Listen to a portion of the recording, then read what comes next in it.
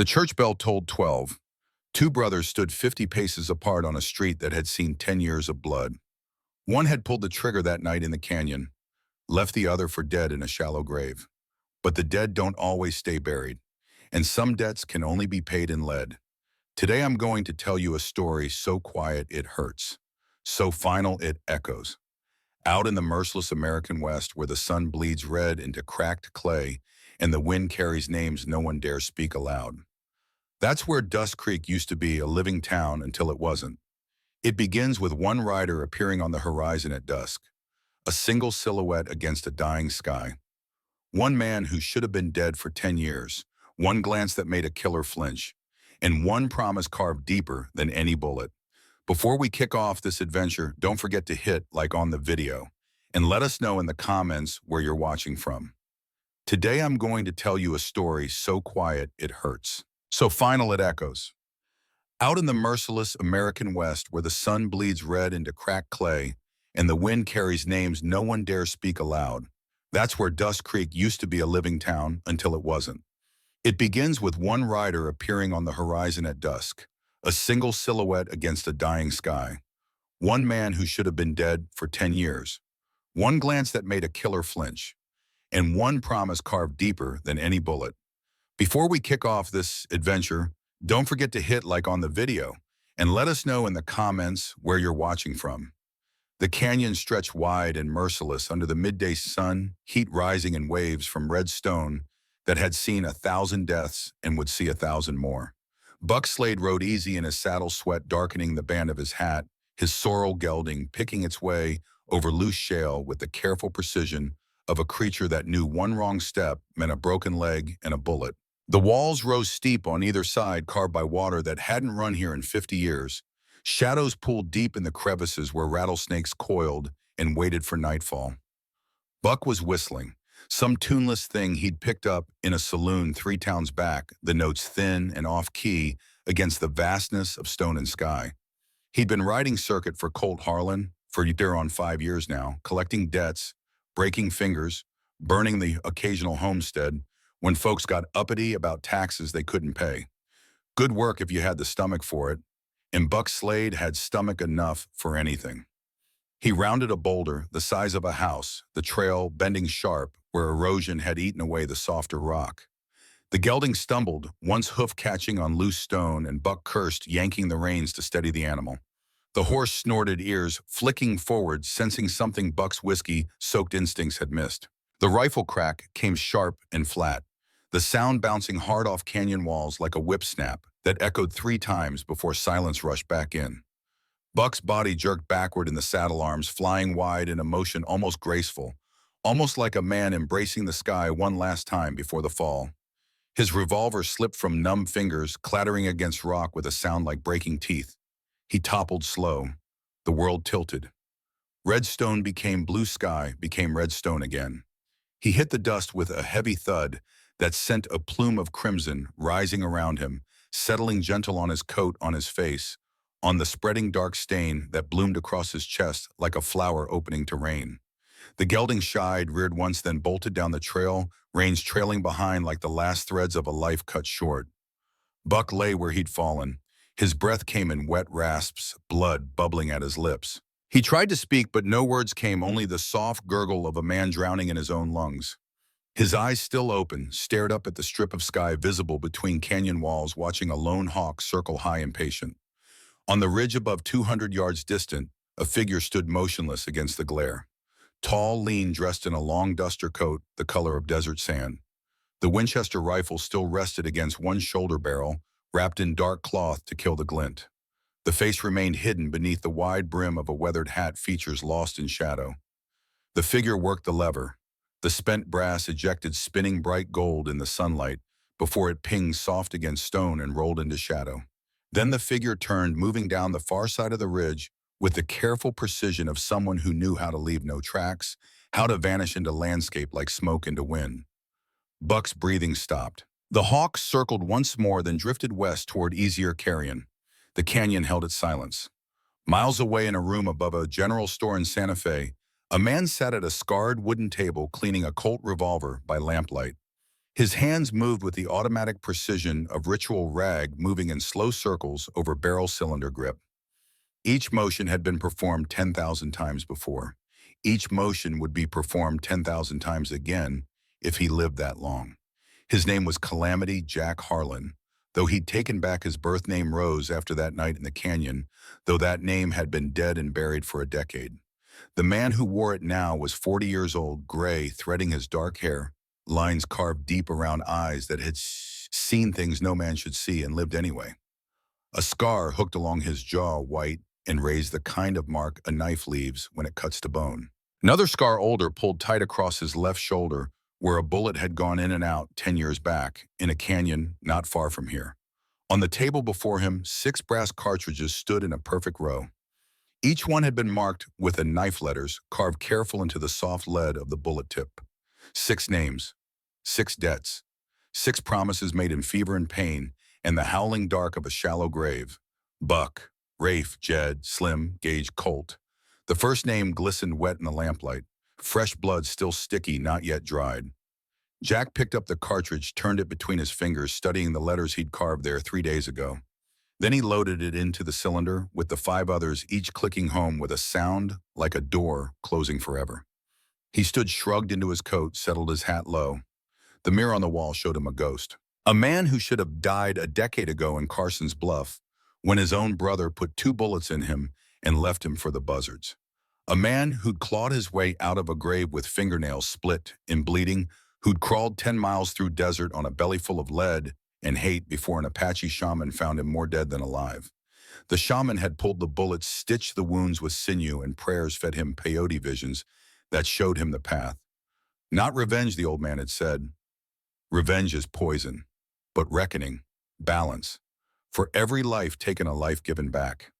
Jack had spent 10 years in the desert after that, learning to shoot better than he'd ever shot before, learning patience, learning to wait until the moment was exactly right, until all 6 names could be crossed off the list in the order they deserved, saving the last and worst for the end.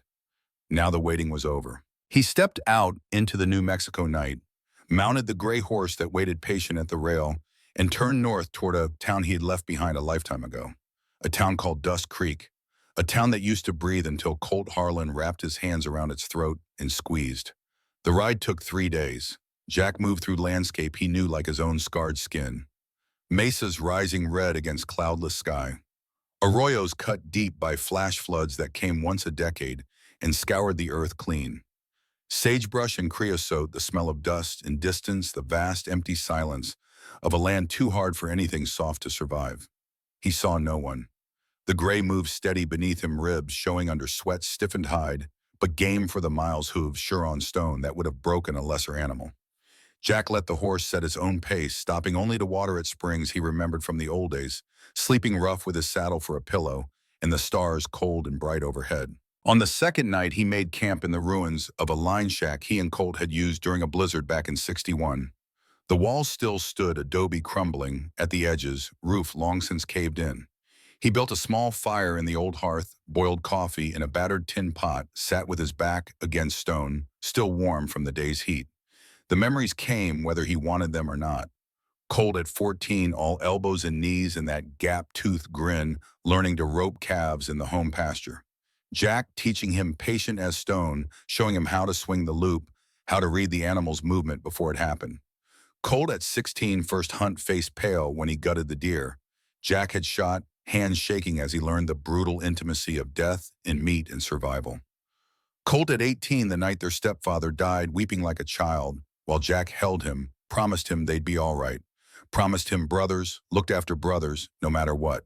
Colt at 20, eyes hard and hungry in the lamplight, counting out the gold from the Carson's Bluff, job, his share, and Jack's share, and the crew's share, the numbers adding up to a new life, a fresh start, freedom from the poverty that had dogged them since childhood.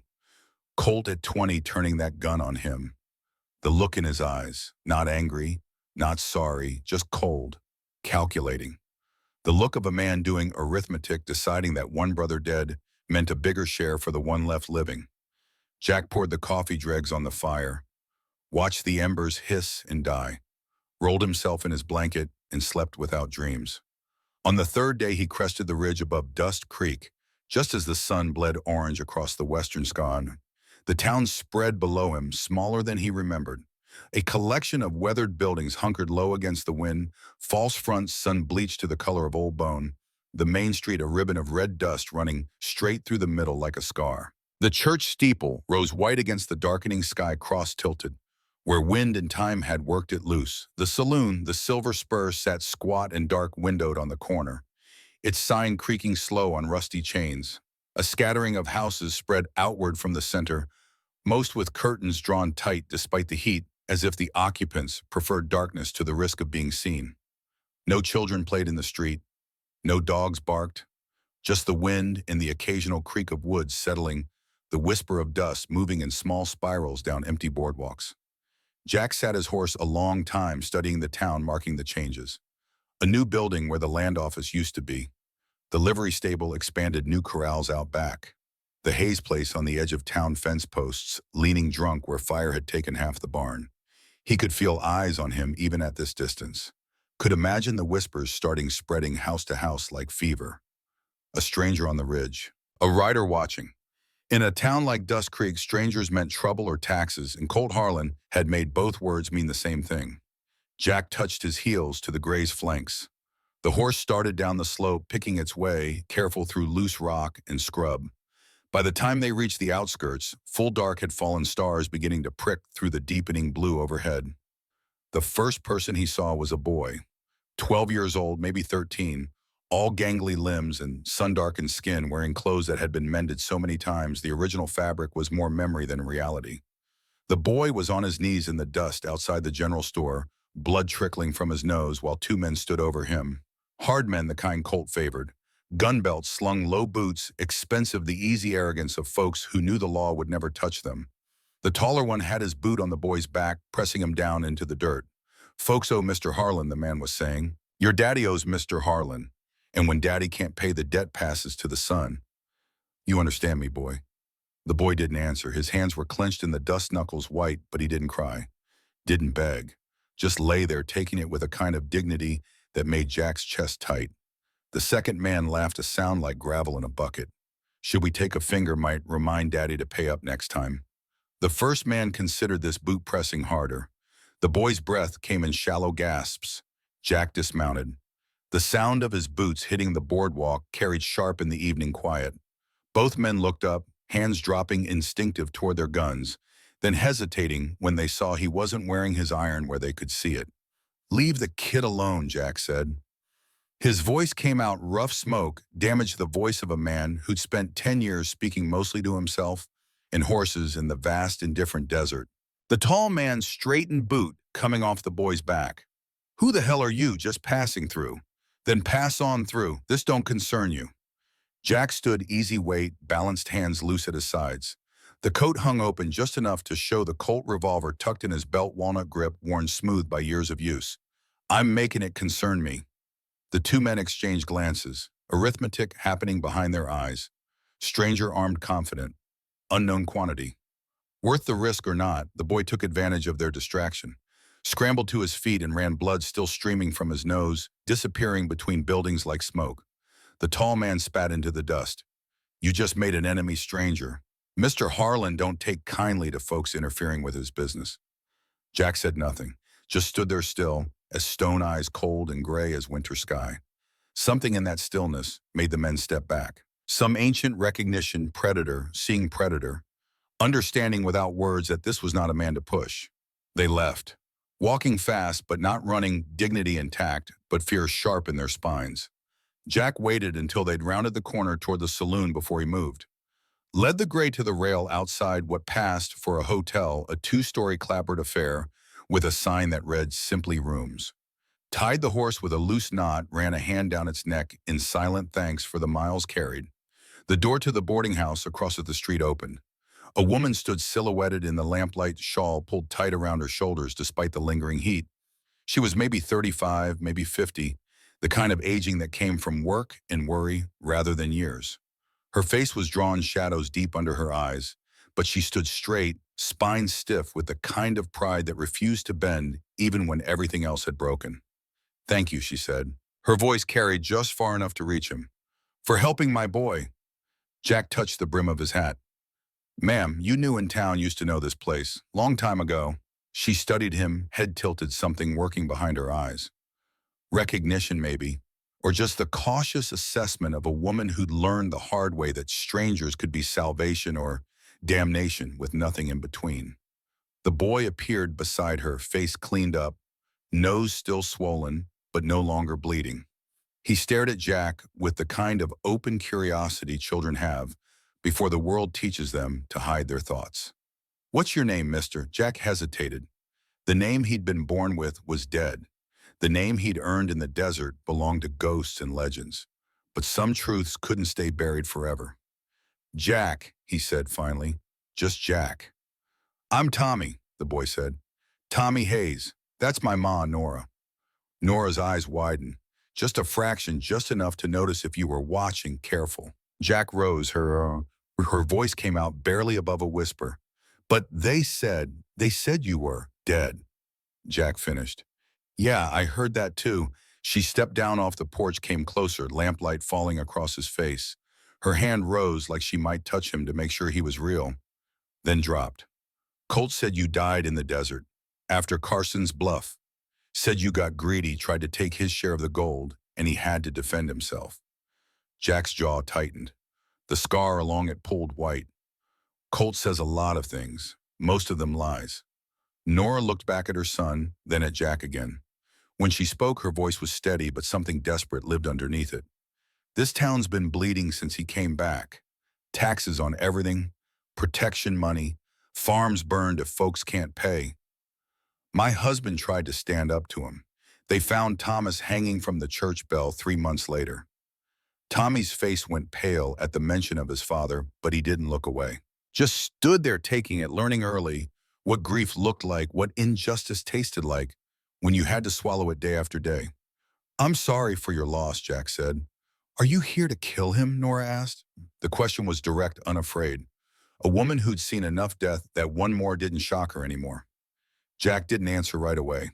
He looked past her at the town, at the dark windows and empty streets, at the church with its crooked cross, and the saloon where light spilled yellow and sick onto the boardwalk.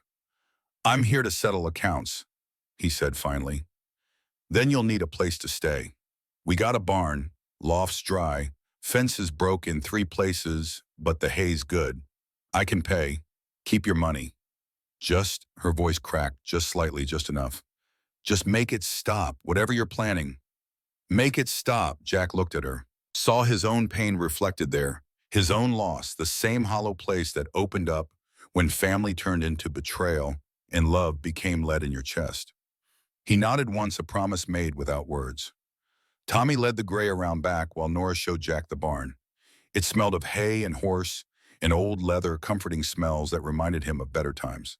The loft was accessible by a ladder nailed to the wallboards, smooth from years of use. Clean straw spread thick across the floor, a trunk in the corner with moth-eaten blankets. "This'll do fine," Jack said. Nora lingered in the doorway, lamplight, throwing her shadow long across the straw. "He's your brother," she said quietly. "Can you really?" Jack turned to face her. In the lamplight, the scars on his face stood out sharp, the white line along his jaw, the puckered mark on his shoulder visible where his shirt hung open. "He stopped being my brother the night he left me to die." She nodded, asked no more questions, left him to the dark and the silence and the weight of what was coming.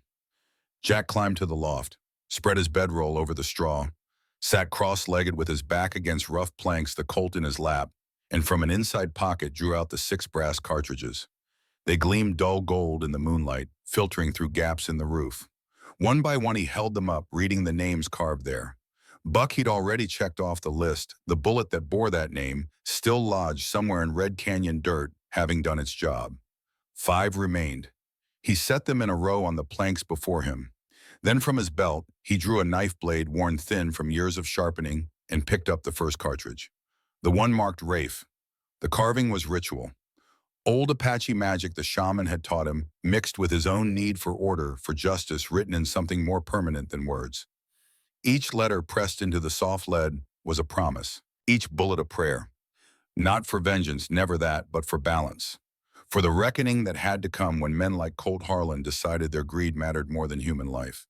He was halfway through carving when he heard the ladder creak. His hand moved to the Colt hammer, thumbed back silent and smooth before he recognized Nora's silhouette in the dim light below. "Can I come up?" Jack lowered the hammer, set the gun aside. "It's your barn." She climbed slow, careful on the old ladder and sat across from him on a hay bale shawl, wrapped tight despite the warmth trapped under the roof. For a long moment, neither spoke. Just sat there in the near dark, two people carrying more weight than backs were meant to hold. "What are you doing?" she asked, nodding at the bullets. "Making sure I remember. Remember why I'm here, what it cost, what it'll cost." She leaned forward, lamplight from below, catching the carved names. Rafe Dodd. That's one of Colt's men. He was there when they burned the Harper place. Little Leah May. She was 10 years old. I can still hear her screaming. Her voice broke on the last word. She wrapped her arms around herself, rocking slightly, a mother's gesture of comfort when there was no comfort to be had. Jack kept carving. The scrape of blade on brass, soft and rhythmic, filled the silence.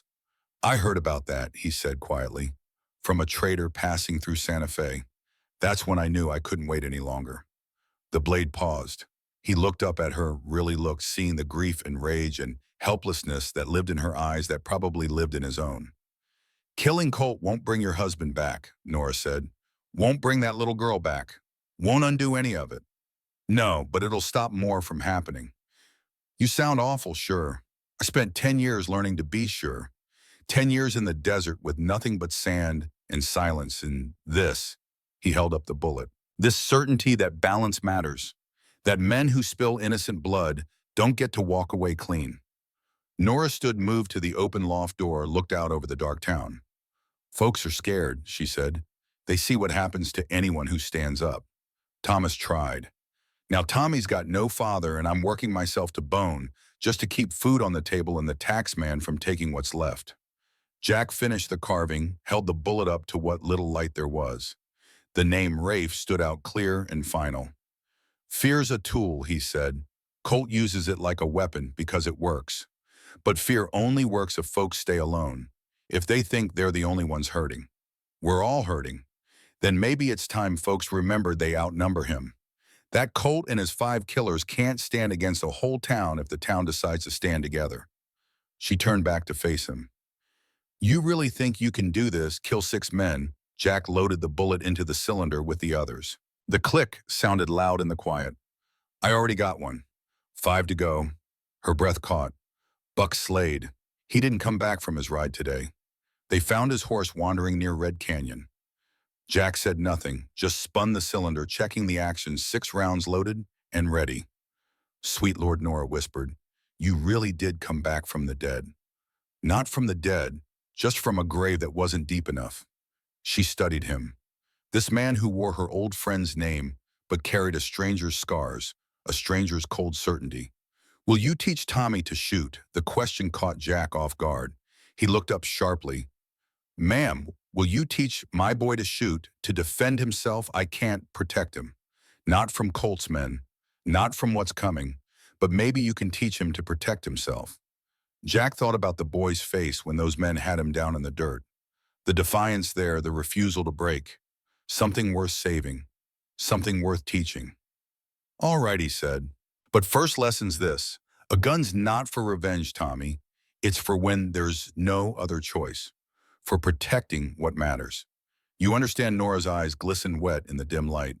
"He'll understand. Thank you." She climbed down the ladder, footsteps fading across the barn floor, door closing soft behind her.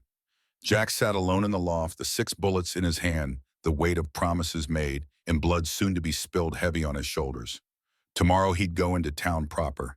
Tomorrow he'd walk into the Silver Spur and look his brother in the eye for the first time in 10 years. Tomorrow, the reckoning would truly begin. But tonight he allowed himself one moment of memory, one flash of the boy Colt had been before greed twisted him into something else. Brothers fishing the creek on summer evenings, Colt's laugh bright and easy, the world simple, and the future full of possibility. Jack closed his fist around the bullets. Let the memory fade. That boy was dead. Had died the same night Jack did in the same shallow grave, under the same cold stars. What was left was just the settling of accounts.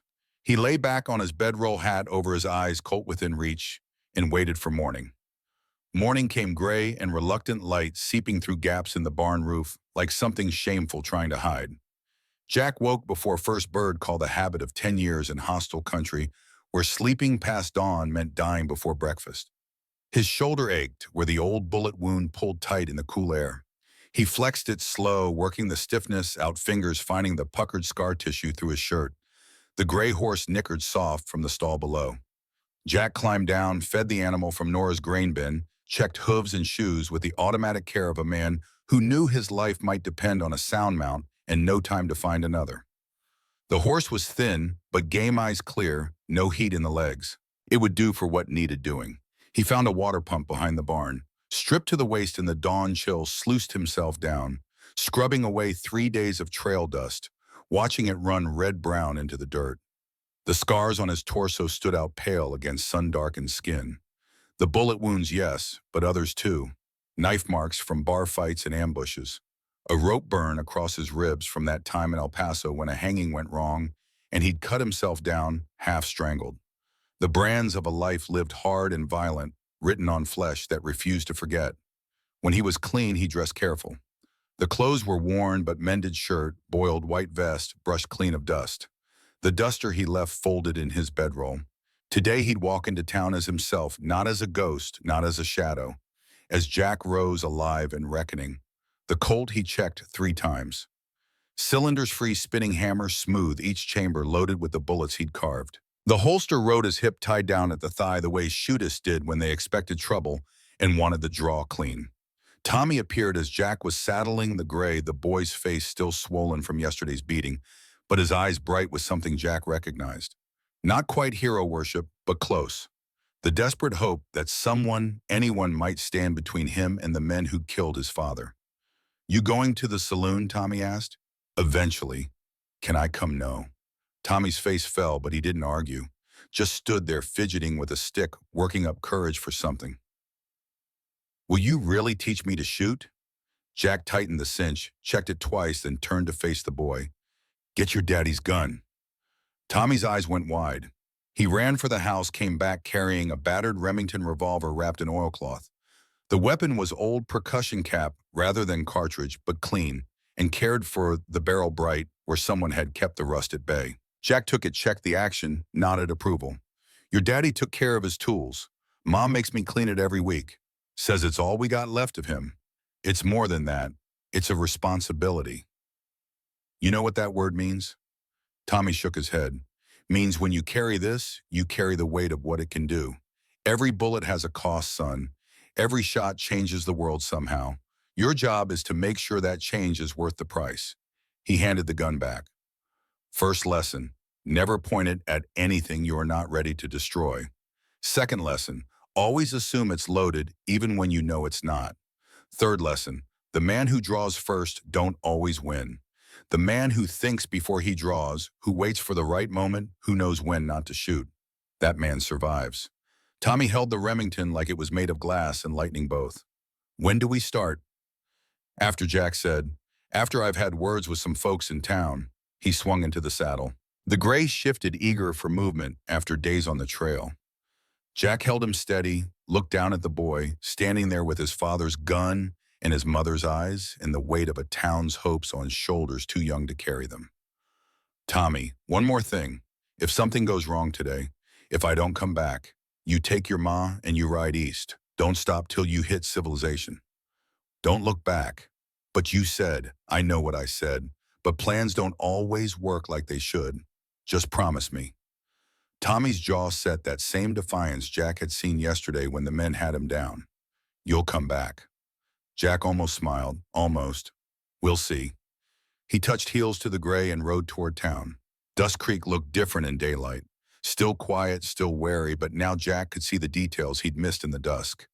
The way curtains twitched when he passed. The way men on porches put hands near guns, then thought better of it.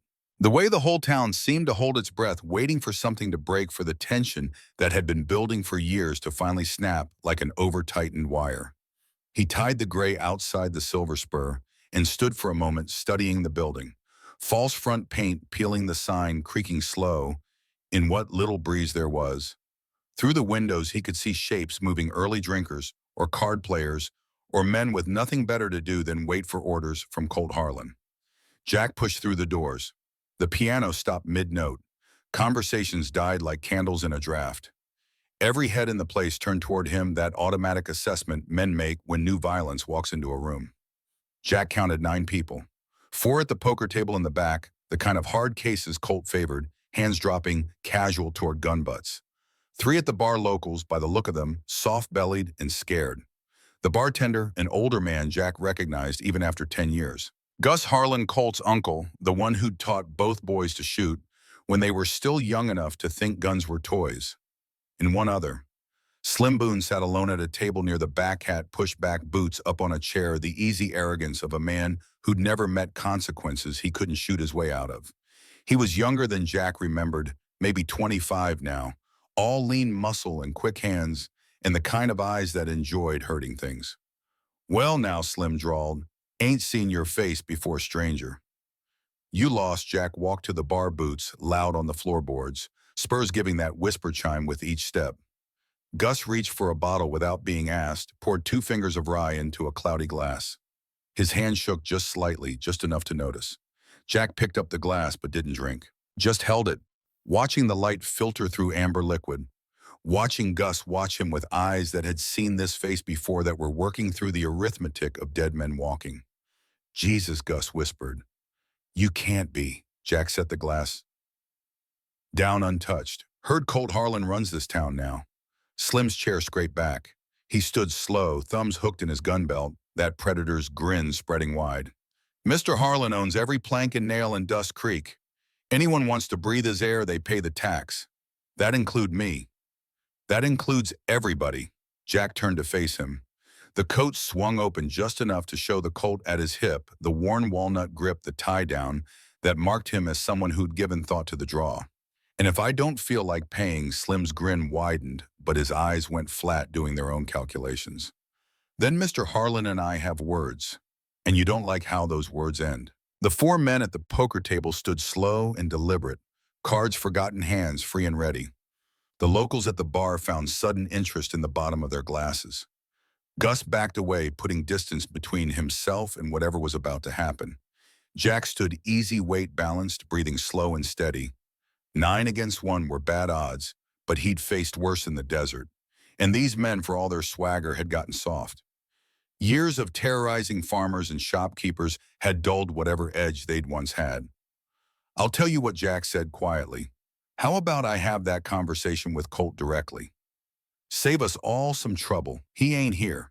Where is he? None of your damn business." Jack's hand moved. Not to his gun, not yet, just a slow, deliberate shift that made every man in the room tense. He picked up the whiskey glass, drained it in one swallow, set it down with a soft click that sounded loud in the silence. "Make it my business." Slim's hand dropped toward his gun. Got halfway there before he realized Jack hadn't moved, was just standing there, watching with those cold gray eyes that had seen death up close and personal and weren't particularly impressed. Slim's hand stopped, rose back up, arithmetic finally catching up with instinct, survival overriding pride. "He's at the Hayes place," one of the poker players said. "Went out there this morning with the gauge to collect on back taxes." The words hung in the air for 3 seconds before their meaning crashed home. Jack's expression didn't change, but something in his stillness went from quiet to lethal, from water to ice. "How long ago?" "Hour, maybe." Jack was moving before the man finished speaking. 3 long strides to the door, pushing through into morning sun that seemed too bright, too clean for what he was feeling. Behind him he heard chairs scraping, boots hitting floor. Slim's voice rising. "Hey, you can't just..." The Colt came out smooth. Jack didn't aim, didn't even look back, just pointed behind him and fired once. The bullet took the doorframe 6 inches from Slim's head, close enough to feel the wind of its passing, close enough to make a point. "Stay," Jack said. Then he was on the gray and riding hard, the town blurring past boardwalks and false fronts and frightened faces, watching from windows as something they'd thought was finished was buried. Came thundering back to life. The Hayes place sat a mile outside town fence line, visible from the main road, the burned barn skeletal against the sky. Jack saw the horses first, two of them tied at the rail, expensive mounts with silver conchos on the bridle, the kind of animals men bought when other people's money made them rich. He slowed the gray to a walk, let the animal catch its breath while his own breathing evened out, while the fury that had driven him from town cooled into something colder, more useful. Anger made you fast, but got you killed. Ice made you careful, made you deadly. He dismounted 50 yards out, ground-tied the gray in a wash where it wouldn't be seen, approached the house on foot with the Colt drawn and ready. His boots made no sound on the hard pack. 10 years in the desert had taught him how to move, like smoke, like shadow, like something that belonged to the landscape and could vanish into it at will. Voices carried from inside the house. Nora's high and frightened, a man's cruel and amused. Jack recognized that voice would have known it anywhere, even after 10 years, even though it belonged to someone he'd never met. Gage Lyle, the man who'd been with Colt at Carson's Bluff, the man who'd helped dig the grave, the man whose name was carved on a bullet that had been waiting a decade to find him. Jack pressed himself against the sun-warmed boards of the house, moving silent along the wall toward the window, where voices leaked through gaps in the shutters. Inside, Nora was speaking, her voice tight with the kind of control that came from knowing one wrong word could mean death. "I told you, I don't have the money. The harvest won't come in for another month." Gage Lyle's laugh was ugly, the sound of a man who enjoyed fear the way other men enjoyed whiskey. "That's what your husband said, right before we hung him. Month after month, same story. Always next time, always later. Mr. Harlan's tired of waiting. Please, just give me until—" The sound of a slap cut her words short. Then Tommy's voice, young and furious, rising in a shout that broke halfway through. "Don't you touch her!" The thud of a body hitting the floor. Nora's cry, Gage's voice again, lower now, more dangerous. "Boy needs to learn respect. Maybe I teach him the same lesson we taught his daddy." Jack came through the door fast and low, the Colt up and tracking before the hinges stopped creaking. The room snapped into focus with the crystalline clarity of violence about to break. Nora on the floor, blood at the corner of her mouth. Tommy sprawled near the fireplace, trying to rise his father's old Remington, lying 3 feet away, where Gage had kicked it. And Gage himself turning from the boy, hand dropping toward the revolver at his hip, eyes going wide when he saw who stood in the doorway. Jack rose, Gage breathed. "But you're dead," Jack finished. "I know, I keep hearing that." Gage's hand froze halfway to his gun. The arithmetic was simple and brutal. Jack's Colt was already drawn, already aimed, hammer back and finger on the trigger. Gage might be fast, but no man was faster than a bullet already waiting. How Gage started. Apache shaman, good with knife and needle, better with prayers, pulled 2 bullets out of me and put my soul back together. Mostly. Colt said he checked, said you were dead for sure. Colt lies about most things, especially when it makes him feel better about what he's done. Sweat beaded on Gage's forehead despite the morning cool. His eyes darted toward the door, toward the window, looking for escape routes that didn't exist. "Listen, Jack, it wasn't personal, just business, just the job." "Business," Jack repeated, his voice flat as a tombstone. "That what you called it when you helped dig my grave, when you stood there laughing while Colt shot me, just business. We thought, Colt said you'd gone bad, said you were going to run off with all the gold, and you believed him. He's the boss. He's a liar and a coward who shoots his own brother in the back for 30 pieces of silver. And you helped him do it." Jack's finger tightened on the trigger.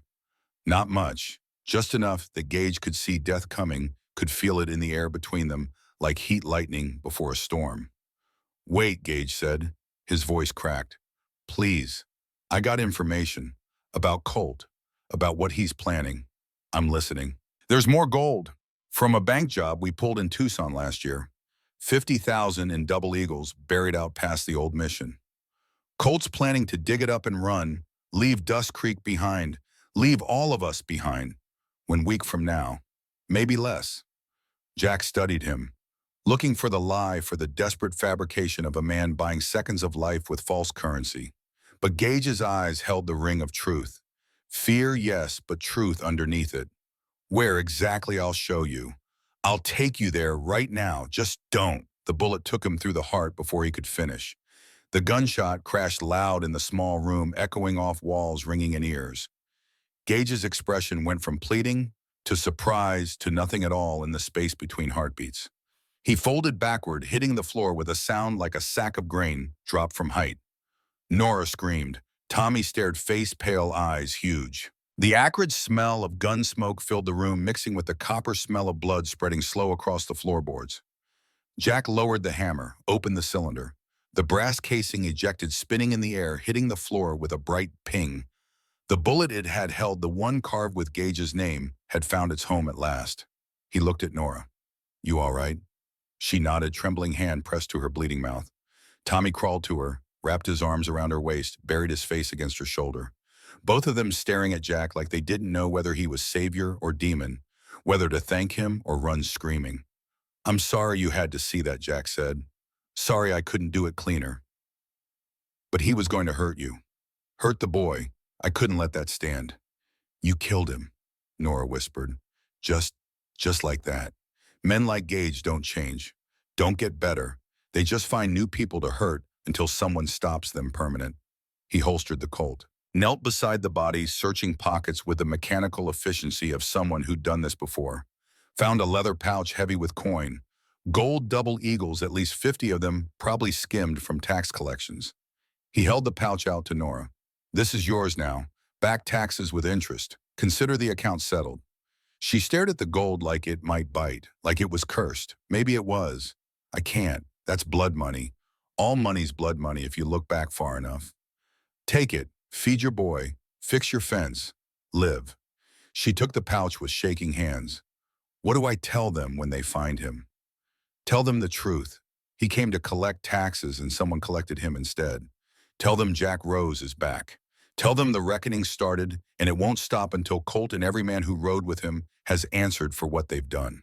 He stood, looked at Tommy, still clinging to his mother, face pressed against her shoulder, but eyes visible, watching, learning, storing away this moment, this violence, this terrible lesson about what men became when the world pushed them far enough. "Tomorrow," Jack said to the boy, "tomorrow we start your lessons. But not about killing, about when not to kill, about being better than this." Tommy nodded, mute understanding, nothing and everything at once. Jack walked to the door, stopped, looked back at them framed in lamplight, mother and son survivors holding each other, in a house that smelled like death and cordite, and the iron smell of blood drying on wooden floors. "Lock the doors tonight," he said. "Don't open for anyone but me." Then he was gone, boots loud on the porch boards, the gray waiting patient where he'd left it. The long ride back to town stretched out before him like a gauntlet. He had no choice but to run. The sun climbed higher, heat pressed down. Jack rode slow, letting the gray set its own pace, thinking about Gage's last words. More gold, 50,000. Colt planning to run. It made sense in a sick kind of way. Colt had never been one for the long game, always looking for the quick score, the easy out, bleed the town dry, then vanish before folks got organized enough to fight back, leave destruction in his wake, and call it business. Jack's hands tightened on the reins.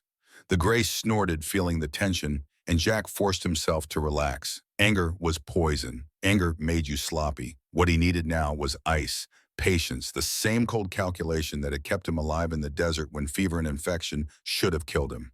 He was halfway back to town when he saw the rider, a lone figure on horseback moving fast from the north, trailing dust.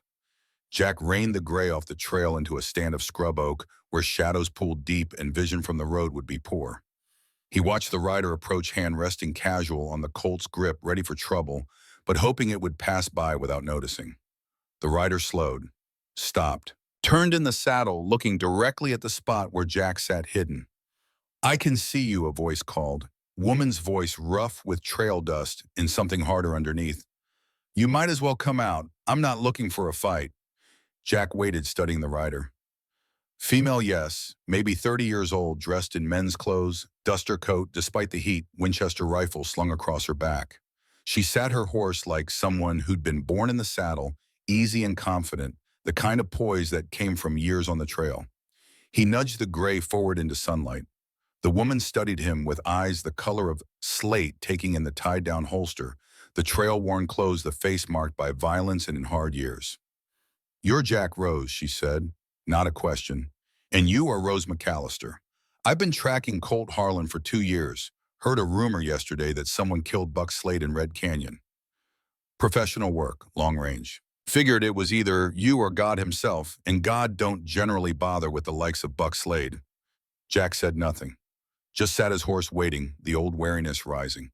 In his experience, coincidences were usually traps and helpful strangers were often neither. "I'm not here to stop you," Rose said. "I'm here to help. Don't need help. Everyone needs help, even dead men walking." She dismounted, stood with her hands visible, away from weapons showing good faith. Up close, Jack could see the scarred tissue on her neck, old burn marks that climbed from collar to jawline. The kind of scars fire left, the kind that never fully healed. "Colt's men burned my ranch in New Mexico 3 years back," she said. "My husband tried to fight them off. They shot him, threw his body in the barn before they lit it. I got out with my son, barely, held him while the place burned.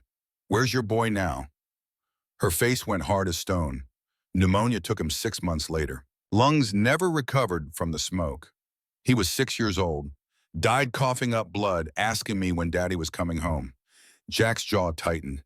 He knew that particular species of pain. Knew how it burrowed into your chest and made a home there, how it whispered to you in the dark, that the only cure was making someone else hurt the way you hurt. "I'm sorry," he said and meant it. "Don't be sorry. Be smart. You can't take down Colt and his boys alone. I've been watching them for months. I know their patterns, their hideouts, where they're vulnerable. We work together. We both get what we want, which is justice. Maybe revenge too. Hard to tell the difference sometimes." Jack considered. Every instinct screamed trap, but her eyes held the same cold certainty he saw in mirrors, the same willingness to die if it meant taking the right people with her. Engage's words echoed. There were 5 names left on his list. 5 men who'd learned to watch each other's backs, who traveled in pairs or groups, who wouldn't be as easy to catch alone as Buck had been. "Tell me what you know about Rafe and Jed Dodd," he said. Rose smiled. It wasn't a pleasant expression. "The brothers. They're guarding a grain barn tonight east of town. Stolen wheat from farms that couldn't pay taxes. Colt's planning to sell it in Santa Fe, pocket the profit. Place is isolated. No witnesses. If someone was looking to thin the herd, that's where I'd start." Jack nodded slowly. "And what do you get out of this? Same thing you do. Dead men who deserve killing. And maybe when it's done, maybe I sleep better. Maybe my boy's ghost stops asking me why I didn't make them pay." She swung back into her saddle. The Winchester shifted on her back barrel, wrapped in cloth, the same way Jack wrapped his, the mark of someone who understood long-range work. "I'll be on the ridge overlooking the barn tonight," she said. 200 yards out. I'll take Jed. You take Rafe. Clean, quiet, no witnesses. They die and the grain gets distributed back to the farms it was stolen from. Why should I trust you? You shouldn't. But you will because you've already done the math. 5 against 1 is suicide. 5 against 2, those are odds a man can work with. She turned her horse north. "Midnight," she said over her shoulder. "And Jack, try not to shoot me by mistake. I'd hate to have come all this way just to catch a bullet from the wrong gun." Then she was riding off, dust rising in her wake, leaving Jack alone with his thoughts and his suspicions and the slow burn of something that might have been hope if he let himself feel it. He didn't ride straight back to town. Instead, he turned east, following a route he remembered from the old days, circling wide to approach the grain barn from high ground, where he could see without being seen. The building sat squat and weathered in a shallow valley, surrounded by nothing but scrub and empty sky. One road in, one road out, isolated enough that screams wouldn't carry, perfect for the kind of business Colt and his boys conducted. Jack found a spot on the ridge where rock and sage provided cover, settled in to watch. Within an hour, he'd cataloged the layout.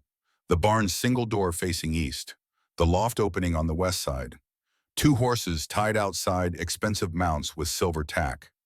Movement inside, shadows visible through gaps in the wallboards. As the sun dropped toward the horizon, a wagon rolled up. 2 men Jack didn't recognize, farmers by the look of them, faces weathered and resigned. They loaded grain sacks, while Rafe Dodd stood watch-hand near his gun, that casual arrogance of someone who'd never been challenged and couldn't imagine a world where he might be. The farmers left. The barn went quiet. Lamplight flickered to life inside as darkness gathered. Jack withdrew, heading back toward town, his mind turning over Rose's words, her story, the arithmetic of trust and betrayal. He'd been burned before by people who claimed to want justice, but he'd also learned to read pain in faces, to recognize the difference between lies and truth. Truth told in voices that shook despite themselves. Rose McAllister's pain was real. Whether that made her trustworthy remained to be seen. He reached Nora's place after full dark. She met him at the barn door, lamp held high, face still showing the bruise from Gage's slap, but eyes steady. "Tommy's asleep," she said. "Couldn't stop talking about what happened. About you. He thinks you're some kind of avenging angel." "I'm not, I know. But let him think it a while longer. Hope's a rare thing in this town. He needs it." Jack unsaddled the gray, rubbed the animal down with handfuls of straw-checked hooves and legs by lamplight. The rituals of care, the small acts that kept man and horse alive when the world turned hostile. "What happens now?" Nora asked. "Now I finish what I started. 2 more tonight if things go right. 3 after that. Then Colt. And then Dust Creek gets to decide what kind of town it wants to be. With Colt gone, with his boys dead or scattered, folks can breathe again. Build again. Live without fear." You make it sound simple. It is simple. Not easy, but simple. Men like Colt rule through fear. Take away their muscle, their enforcers, their ability to hurt people, and they're just men. Weak men who have gotten fat on other people's suffering. What if you die trying? Then someone else will have to finish it. But I don't plan on dying. I've come too far for that. He climbed to the loft. Nora followed, settling on the hay bale like she had the night before, watching him lay out his weapons. The Colt, a knife blade honed to razor sharpness, a length of rope. The tools of violent work spread neat and careful on clean cloth.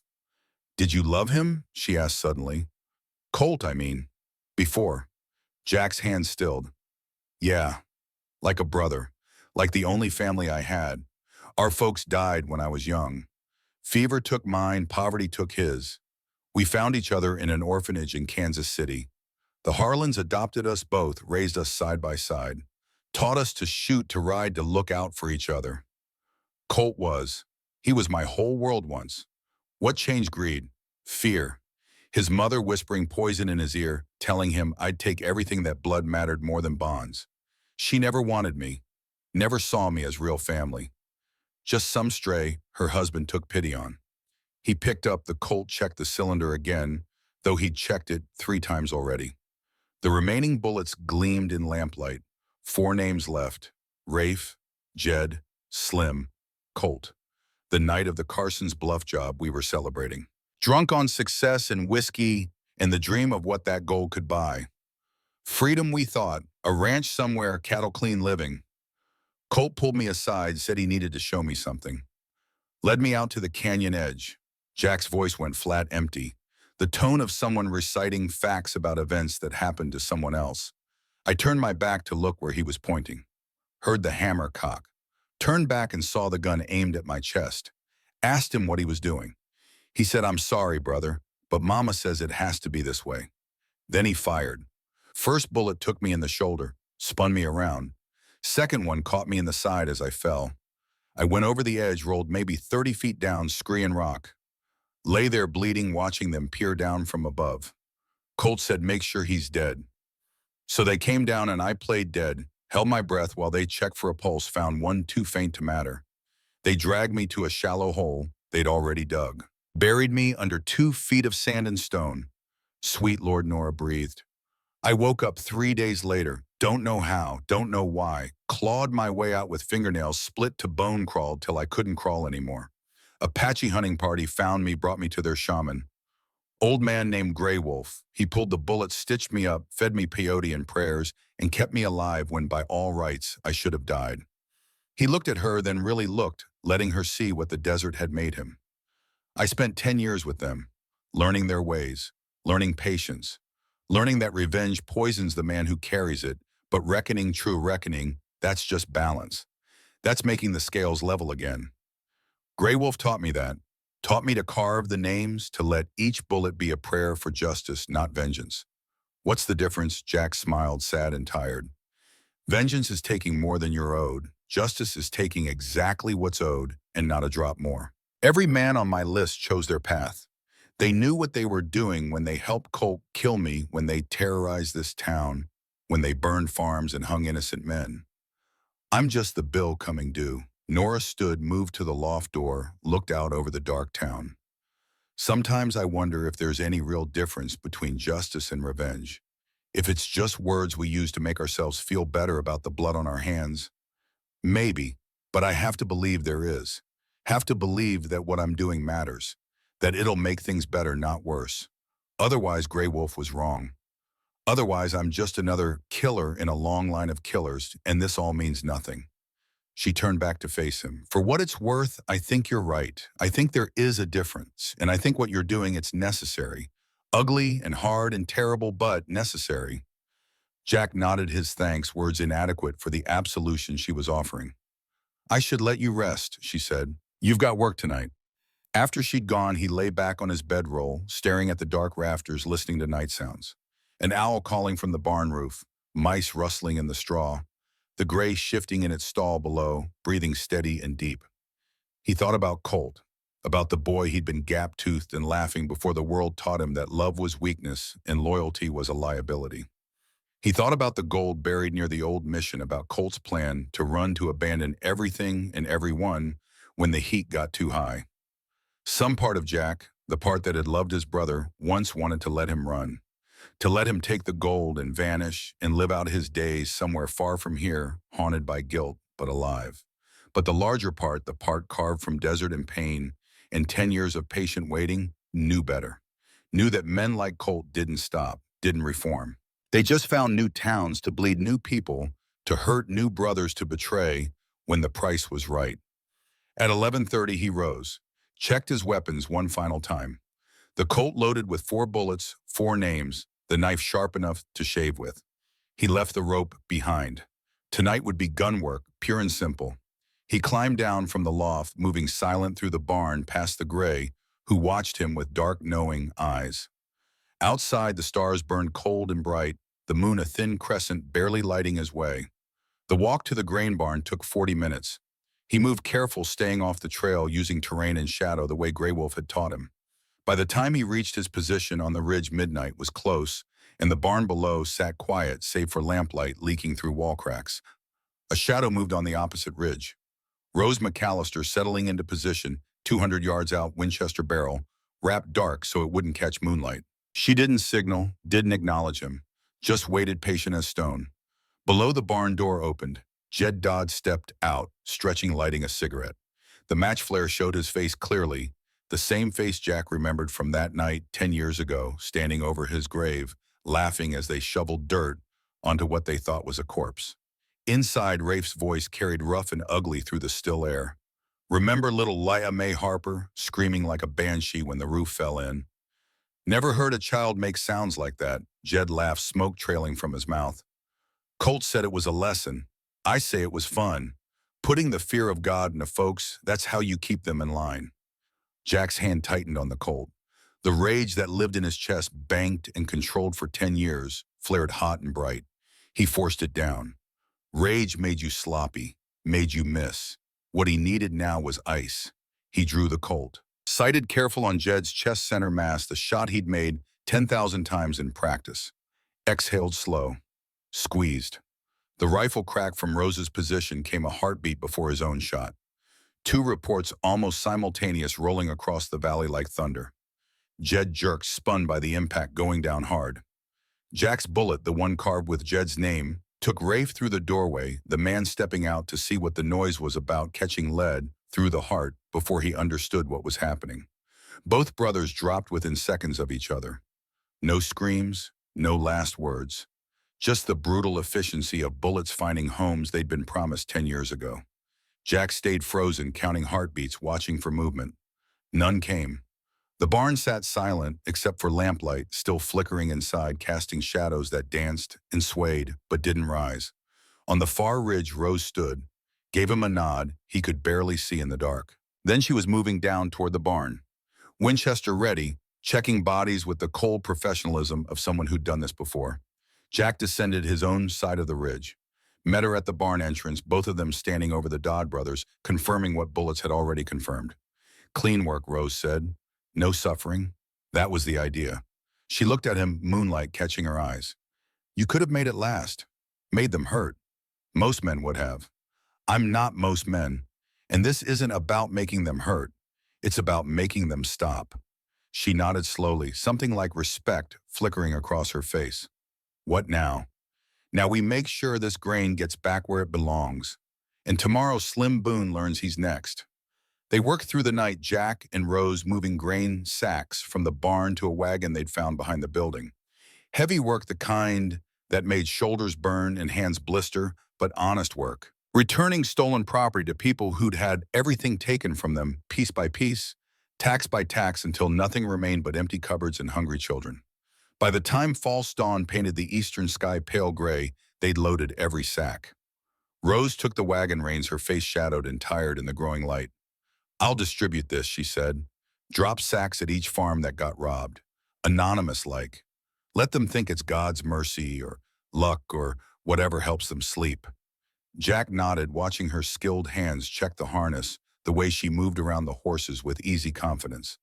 A woman who'd known ranch work before Colt's men turned her life to ash and grief. Where will you be, he asked. Around? Watching. Slim Boone's next on your list, yeah? Yeah, he drinks at the saloon most nights. Gets mean when he's drunk, meaner when he's sober. Likes to hurt women for sport. I've been wanting to put a bullet in him for 2 years. Get in line. She smiled grim and cold. After Slim, there's just Colt left. You thought about how that goes. He's not going to face you fair. He's a backstabber and a coward. He'll stack the deck, bring reinforcements, do whatever it takes to make sure you're the one who ends up in the ground. I've thought about it. And I'm still here, still breathing, still coming for him. That's all that matters. Rose studied him, reading something in his face that made her expression soften just slightly. You really loved him, didn't you, before? Jack looked away toward the horizon where sun would break soon, flooding the desert with light too bright to bear. Yeah, I did. I'm sorry. For what that's worth, it's worth something. Now go. Those families need that grain more than they need to know where it came from. She flicked the reins. The wagon rolled forward, wheels creaking, grain sacks shifting as the horses found their rhythm. Jack watched until she disappeared around a bend, then turned back toward town, toward the barn where 2 bodies lay cooling in the pre-dawn chill. He didn't bury them. Let the buzzards have them, let Colt find them, and know that the ghost he tried to bury was coming for him one bullet at a time. Let fear do its work the way Colt had used fear for years to keep this town on its knees. The walk back took an hour. By the time Jack reached Nora's barn, the sun had climbed high enough to burn off the morning cool heat pressing down like a heavy hand. He found Tommy in the yard practicing draw and aim with his father's old Remington, the boy's face set with fierce concentration. Jack watched from the shadows, saying nothing, letting the boy work through the motions on his own. The stance was wrong weight too far forward, grip too tight. But the intent was right, the determination. The understanding that knowing how to shoot might mean the difference between living and dying in a world where men like Colt made the rules. You're gripping too hard, Jack said, finally stepping into sunlight. Tommy spun gun coming up, automatic, then lowering when he saw who it was. Mr. Jack, I didn't hear you. Good. Means you were focused. But focus don't mean much if your technique's wrong. Here. He moved behind the boy, adjusting his stance, showing him how to distribute weight, how to let the gun rest natural in the hand instead of strangling it. Gun's a tool, Jack said. You don't force it. You let it work with you, not against you. Tension in your hands means tension in your aim. Relax. Breathe. Let the world slow down. Tommy tried again. Better this time, smoother, the old Remington coming up steady and sure. That's it. Now, most important lesson. You know when to shoot. You know when not to shoot, when there's no other choice, close. But it's more than that. It's knowing the difference between danger and pride, between protecting something that matters and proving something that doesn't. Your daddy, he stood up to Colt because he was protecting you and your ma. That was worth dying for. But if he'd stood up just to prove he wasn't scared, just to show he was tough, that would have been dying for nothing. Tommy lowered the gun, looking up at Jack with eyes too old for his young face. You killed 2 more last night. I heard folks talking. Jack didn't deny it. Rafe and Jed Dodd, they had it coming because they helped bury you, because they chose to be the kind of men who laugh while children burn, who steal from families that are starving, who use fear like a weapon against people who can't fight back. Is that what I'm learning? To fight back? Jack knelt, bringing himself eye level with the boy. You're learning to protect. There's a difference. Fighting back is about anger, about getting even. Protection is about love, about deciding that the people you care about matter more than your own safety. You understand? Tommy nodded slowly. I think so. Your daddy understood it. That's why he stood up to Colt, even knowing what it might do. He loved you and your ma more than he feared dying. That's what makes a man Tommy. Not how fast he can draw, not how many men he's killed, but what he's willing to die for. Nora called from the house, voice carrying across the yard. Breakfast. They ate together, the three of them, at a table scarred by years of use. Cornbread and eggs from Nora's few remaining chickens, coffee, boiled strong and black. Simple food, but it tasted like civilization, like normalcy, like the life Jack had lost 10 years ago when his brother put bullets in him. Folks are talking, Nora said, saying the Dodd brothers are dead, saying Gage Lyle never came back from collecting taxes yesterday, saying maybe Colt's time is running out. What else are they saying? That they're scared. That when you kill Colt, his friends in Santa Fe might come looking for revenge. That maybe trading one tyrant for a gang of them is worse. Jack set down his coffee, the cup clicking soft against the table. Colt's got no friends, just business associates. And business associates don't ride into danger for a dead man. They cut their losses and move on. You sound sure. I am sure. I spent 2 years tracking Colt's connections before I came back. The people he deals with, they're vultures. They'll pick his core herbs clean, but they won't avenge him. There's no profit in it, Tommy spoke up, voice quiet but steady. What about after? After Colt's dead and his men are gone, what happens to Dust Creek? And Jack looked at the boy, seeing the question underneath the question. What happens to you? Will you stay? Will you be the father I lost? Words stuck in Jack's throat. He'd spent 10 years focused on one thing, reckoning, and he'd never let himself think beyond it. Never let himself imagine a future where the killing was done and he had to figure out how to live like a normal man again. That's up to the town, he said finally. Up to folks like your ma, like the families here, to decide what kind of place they want to build. Me, I'm just clearing the ground. What grows on it after, that's not my choice to make. Disappointment flickered across Tommy's face, but he hid it quick, nodding, like he understood, even though Jack could see he didn't. After breakfast, Jack went to the loft, stretched out on his bedroll, meaning to rest an hour before riding into town to deal with Slim. But exhaustion from the sleepless night caught up hard and fast. He dropped into darkness like a stone into deep water. He dreamed of Colt. Not the Colt who'd betrayed him, the Colt from before. 12 years old, all knees and elbows and that gap-toothed grin. The two of them fishing a creek that ran cold and clear through canyon country, sun warm on their backs, the future stretching out endless and full of possibility. In the dream, Colt looked at him with eyes still innocent, still unmarked by greed or fear. We'll always be brothers. Right, Jack? No matter what. No matter what, dreamed Jack replied. Then the scene shifted, twisted. The creek ran red.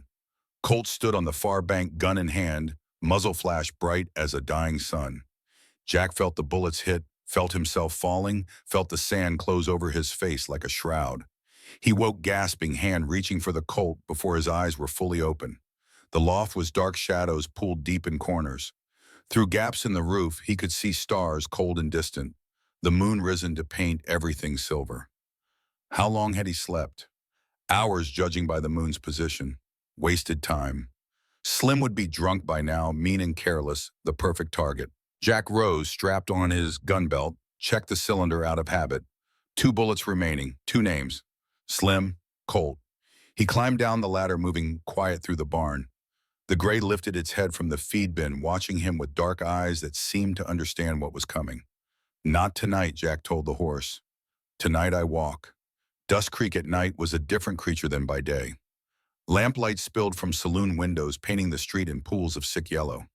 Piano music drifted on the still air, badly played and worse sung. Men's voices raised in argument or laughter or the ugly space between. Jack approached from the shadows, staying off the main street, using alleys and the gaps between buildings the way he'd used terrain in the desert. He found a position across from the silver spur behind a water trough that gave him a clear view of the entrance while keeping him hidden. He didn't have to wait long. Slim Boone stumbled out near midnight, drunk but not falling down drunk. The dangerous kind of drunk where inhibitions fled but coordination remained. He stood on the boardwalk swaying slightly, looking up and down the empty street like a predator scenting prey. A woman hurried past, head down, shawl wrapped tight, one of the saloon girls by the look of her, heading home after her shift. Slim's head turned, tracking her movement.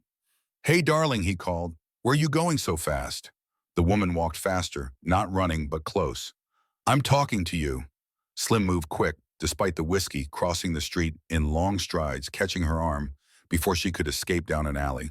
She tried to pull away, but his grip was iron fingers digging into her flesh hard enough to bruise. "Let me go. Not till you show some respect." "Don't you know who I am?" Jack stepped out of shadow boot heels loud on the boardwalk. Slim's head snapped around, eyes narrowing, trying to place the stranger in the dark. "Let her go," Jack said. The woman took advantage of Slim's distraction. Twisted hard, broke free, ran. Her footsteps echoed off false fronts, fading quick into the night. Slim turned to face Jack, full-on hand, dropping to his gun, whiskey fog burning off fast as adrenaline hit his blood. "You again, the stranger who don't know his place. I know my place just fine, yeah. Where's that? Right here. Right now, between you and anyone else you think you can hurt just because Colt Harlan lets you." Slim's eyes went cold, calculating. He was drunk but not stupid, could see the tied-down holster, the way Jack stood balanced and ready weight on the balls of his feet. "You know who you're talking to, Slim Boone? Colt's dog. The man who gets his kicks beating women and terrorizing shopkeepers. The man who was there 10 years ago when Colt Harlan murdered his own brother for gold." Slim's face went pale. Even in the dim light, Jack could see color draining, understanding clicking into place. Jack rose. "But you're supposed to be. Colt said he killed you himself." Jack smiled, cold as winter. "Dead, I know. Seems Colt says a lot of things that aren't true," Colt said. "Colt told us. Colt lied. About that? About everything. And now all of you who helped him, who stood there and did nothing while he shot me and buried me alive, you are going to answer for it." Slim's hand twitched toward his gun. Stopped, started again, the arithmetic playing out behind his eyes. Draw and maybe die. Don't draw and definitely die. No good options, just degrees of bad. "Listen," Slim said, voice shaking now, the bravado leaking out like water from cracked stone. "I didn't want to. It was all Colt's idea. He said you'd gone bad, said you were going to betray us. I was just following orders." Following orders. That what you told yourself when you helped hang Thomas Hayes. When you burned out families that couldn't pay taxes, just following orders. Jack's voice was quiet, but it carried cold as winter wind. "I was doing my job. Your job was being a killer. A thief. A man who hurt people because it was easier than being decent. You made your choices. Slim, now you get to live with them. Or die with them." Slim's nerve broke. His hand went for his gun, fingers closing around walnut grip, drawing fast and desperate. Jack's Colt cleared leather smooth as silk. One shot center mass, the bullet carved with Slim's name finding its home in the space between heartbeats. The gunshot cracked loud, echoing off buildings, setting dogs to barking in the distance. Slim stood for a moment swaying, looking down at the red flower blooming on his chest, like he couldn't quite believe what had happened. His gun slipped from nerveless fingers, hitting the boards with a dull thud. He folded slow knees, giving out face, hitting the dirt of the street. Doors opened. Faces appeared in windows, lamplight, silhouetting curious or frightened or both. The piano in the silver spur stopped mid-song. Men spilled out onto the boardwalk, forming a loose half circle around the body, around Jack standing there with smoke still rising from his barrel. Gus Harlan pushed through the crowd, face-pale, hands shaking. He looked at Slim's body, then at Jack, then back to the body. "Jesus, Mary, and Joseph," he whispered. "You really are alive." Jack ejected the spent casing. It hit the ground with a bright ping, rolling to rest near Slim's outstretched hand. He reloaded from his belt, the fresh cartridge clicking home, cylinder snapping shut.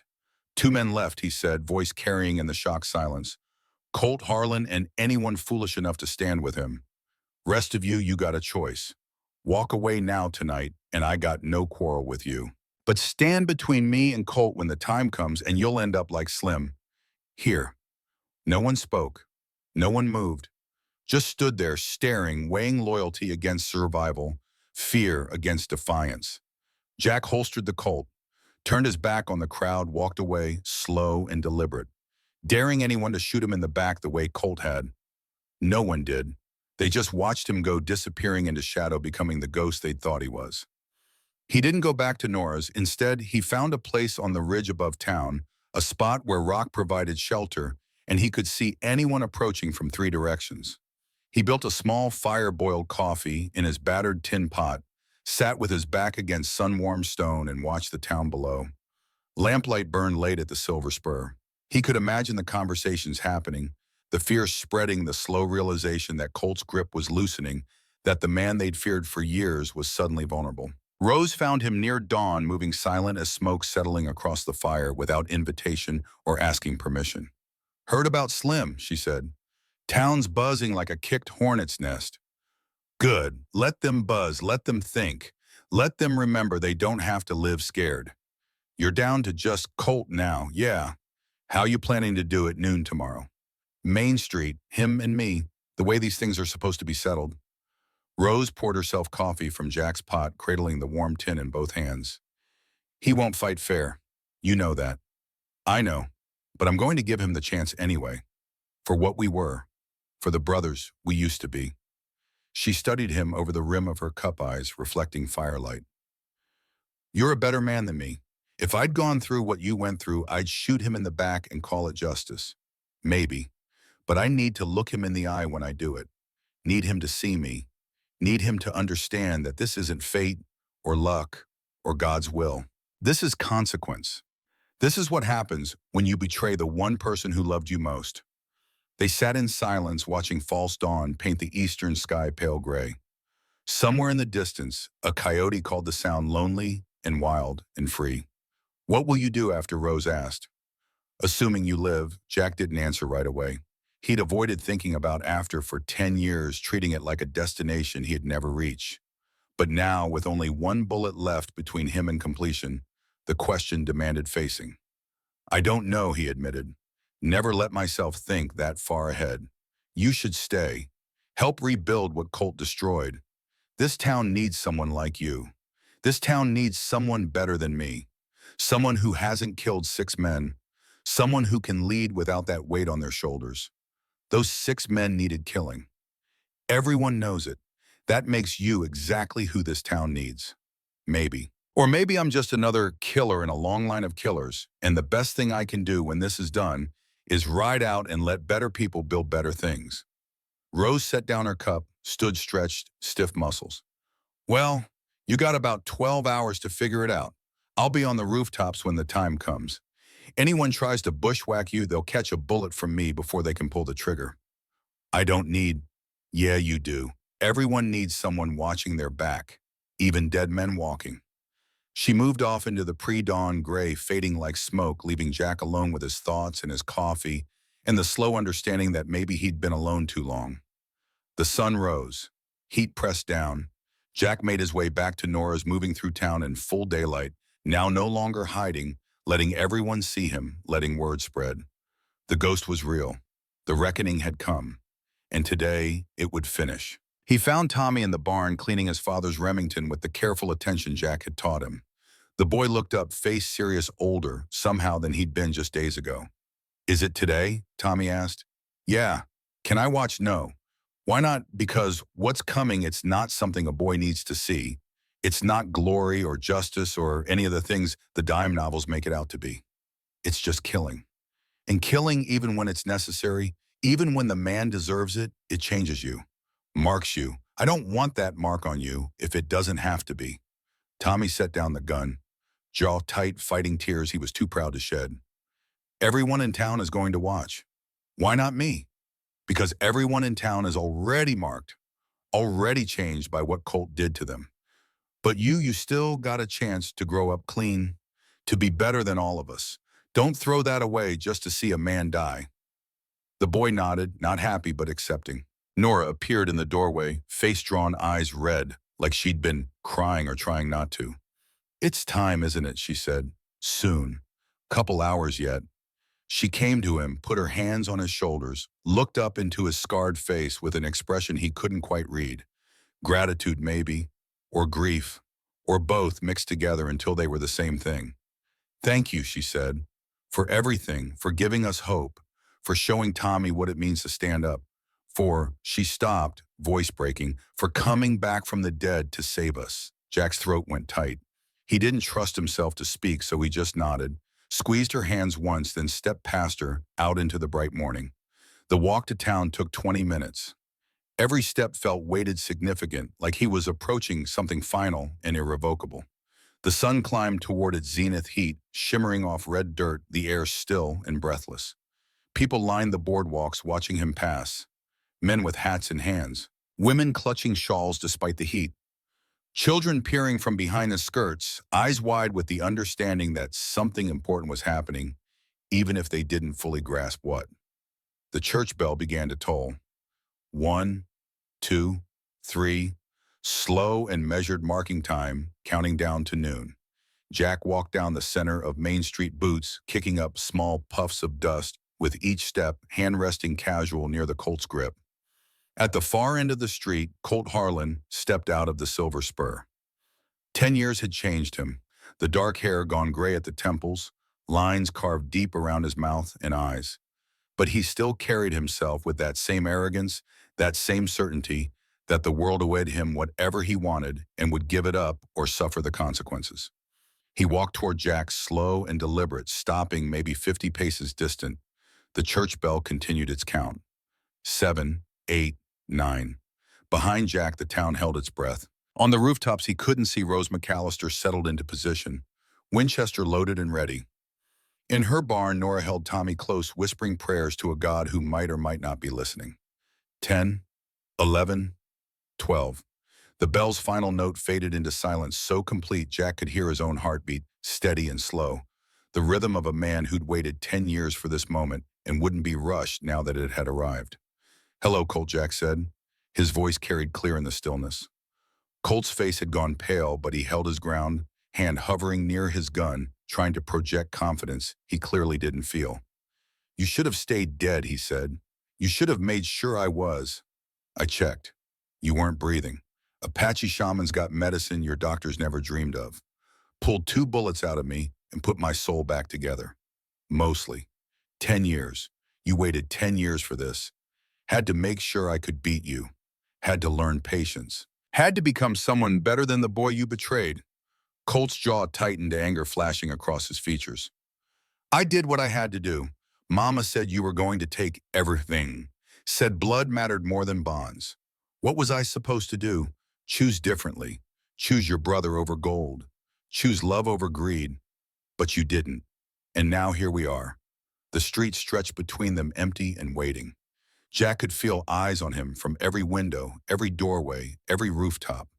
The whole town watching, bearing witness. "I loved you," Jack said, and his voice cracked just slightly on the words. "Like a real brother. Would have died for you. And you put bullets in me for 30 pieces of silver. It wasn't like that. It was exactly like that. And you've spent 10 years bleeding this town the same way you tried to bleed me. Taking and taking until there's nothing left. But it ends today, Colt. One way or another, it ends." Colt's hand dropped toward his gun. Jack's hand was already moving. The Colt cleared leather in a motion perfected through 10,000 draws in desert silence. 2 shots rang out as one, the sound cracking across the empty street like thunder splitting stone. Colt's bullet went wide, whiskey nerves and fear throwing his aim. Jack's bullet found its mark. One carved with his brother's name, finally completing its decade-long journey home. Colt staggered, looked down at the red blooms spreading across his chest, looked up at Jack with something that might have been surprise, might have been relief. "Brother," he whispered. Then he fell. Jack walked forward, stood over the body of the boy he'd loved, the man he'd hated, the ghost that had haunted his every step for 10 years. He felt nothing.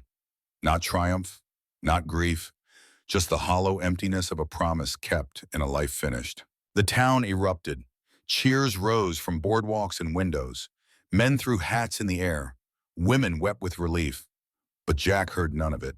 He holstered the empty Colt, turned, and walked back down Main Street the same way he'd come. Nora met him at the edge of town, Tommy beside her, the boy's eyes shining with something Jack hoped was hope rather than bloodlust. "It's done," Jack said. "What now?" Nora asked. Jack looked back at Dust Creek, at the people spilling into the street, at the body being carried away, at a town finally free to breathe. "Now you rebuild.